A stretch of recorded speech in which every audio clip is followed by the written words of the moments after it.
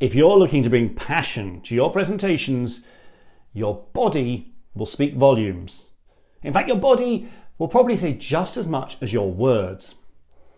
If you want to convey your message with passion, use your whole body. Stand confidently, shoulders back, chest out, head up.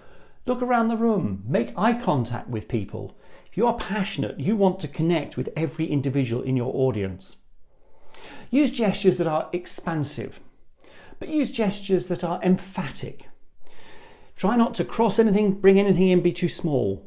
Use large, open gestures.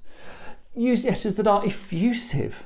If this is really exciting, let it come through in your body, in your face, and in your voice. Using vocal variety can really help to convey passion.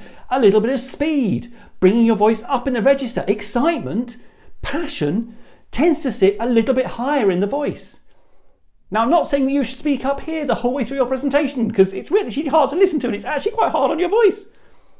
But every now and again, when you've got a really exciting point to make, bring your voice up there. Let your voice convey passion. Let your body convey passion. Let your eyes convey passion. And let your smile convey passion. It's very hard to be passionate about something without a smile playing around your lips.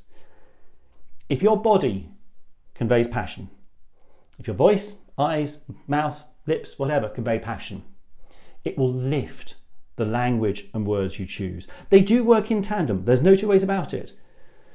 A weak script can't be lifted by a passionate delivery. And I don't think a great script can really be saved if you haven't got a passionate delivery. So practice the two together, and then you will start to bring passion to your presentations. And audiences love passionate presenters.